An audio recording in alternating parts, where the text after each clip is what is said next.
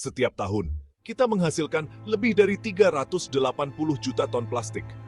Jumlah yang mengejutkan ini sama dengan berat seluruh penduduk bumi.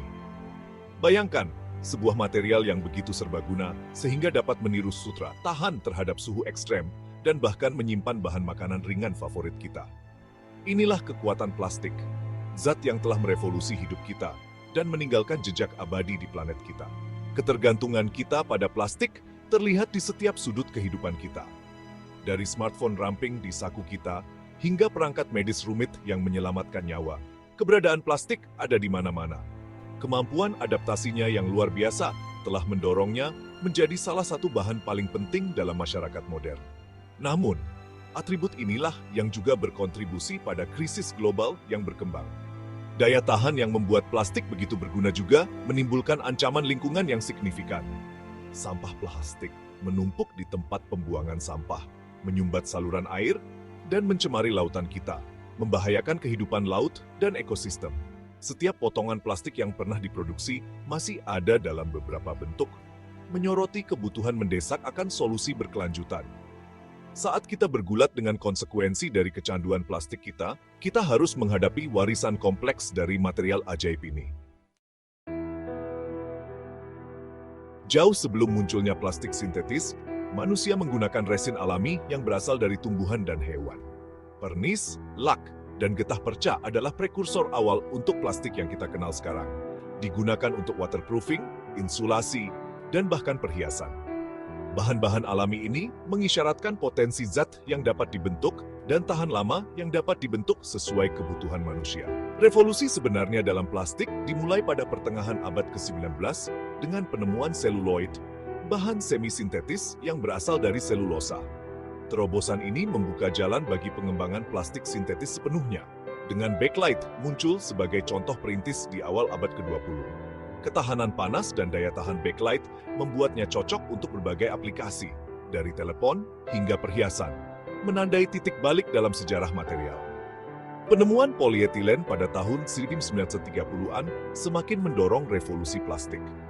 Plastik serbaguna ini, yang dikenal karena fleksibilitas dan harganya yang murah, dengan cepat menemukan jalannya ke dalam kemasan, film, dan produk lainnya yang tak terhitung jumlahnya. Era pasca Perang Dunia II menyaksikan ledakan produksi plastik, didorong oleh kemajuan dalam kimia polimer dan permintaan konsumen yang meningkat untuk bahan yang terjangkau dan nyaman.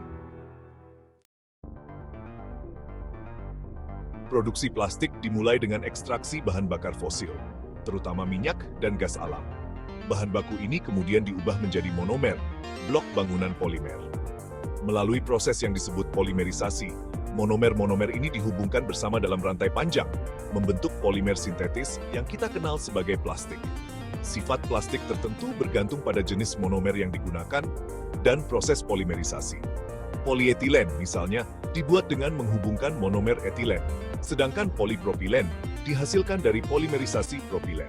Dengan mengubah struktur kimia dan kondisi pemrosesan, produsen dapat menyesuaikan plastik untuk aplikasi tertentu. Di luar polimer dasar, berbagai aditif dimasukkan ke dalam plastik untuk meningkatkan kinerja dan estetika. Aditif ini termasuk plasticizer untuk meningkatkan fleksibilitas, stabilisator untuk mencegah degradasi, dan pigmen untuk memberi warna. Fleksibilitas produksi plastik memungkinkan beragam material, masing-masing dengan rangkaian karakteristiknya yang unik. Bagian 4. Warisan abadi plastik, membentuk masyarakat dan planet. Penyebaran plastik telah membentuk kembali dunia kita secara mendalam, memengaruhi segala hal, mulai dari barang konsumsi hingga kemajuan medis. Sifat plastik yang ringan dan tahan lama merevolusi pengemasan, memungkinkan pengangkutan barang yang aman dan efisien. Dalam perawatan kesehatan, sterilitas dan fleksibilitas plastik menyebabkan pengembangan perangkat medis, implan, dan sistem pemberian obat yang menyelamatkan jiwa.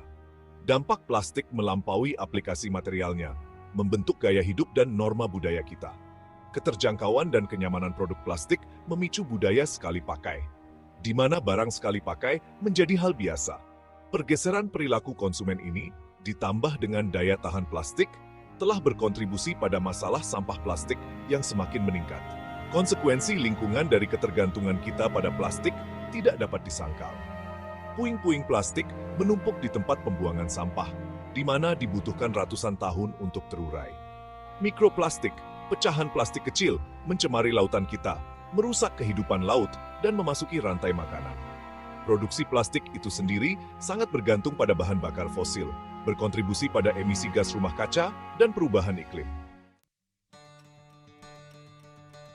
Bagian 5. Menavigasi dilema plastik menuju masa depan yang berkelanjutan. Saat kita bergulat dengan keberadaan plastik yang tersebar luas dalam hidup kita, pendekatan multifaset sangat penting untuk mengurangi dampak lingkungannya. Mengurangi ketergantungan kita pada plastik sekali pakai adalah yang terpenting. Merangkul alternatif yang dapat digunakan kembali, seperti botol air, tas belanja, dan wadah makanan, dapat secara signifikan mengurangi limbah plastik. Daur ulang memainkan peran penting dalam mengurangi jumlah plastik yang berakhir di tempat pembuangan sampah dan lingkungan. Mendukung program daur ulang yang kuat dan memilih produk yang terbuat dari plastik daur ulang adalah langkah penting menuju ekonomi sirkular. Namun, tidak semua plastik mudah didaur ulang, menyoroti kebutuhan akan teknologi daur ulang yang inovatif. Menjelajahi material alternatif sangat penting untuk melepaskan diri dari ketergantungan kita pada plastik. Bioplastik yang berasal dari sumber daya terbarukan seperti pati jagung atau tebu menawarkan jalan yang menjanjikan. Bahan-bahan ini dapat dibuat kompos atau terurai secara hayati, mengurangi dampak lingkungannya. Namun, bioplastik juga menghadapi tantangan terkait biaya dan kinerja. Masa depan plastik bergantung pada komitmen kolektif kita terhadap produksi, konsumsi, dan pembuangan yang bertanggung jawab. Dengan merangkul solusi inovatif, mendukung praktik berkelanjutan, dan mengadvokasi perubahan kebijakan, kita dapat menavigasi dilema plastik dan menempa jalan menuju hubungan yang lebih harmonis dengan material yang ada di mana-mana ini.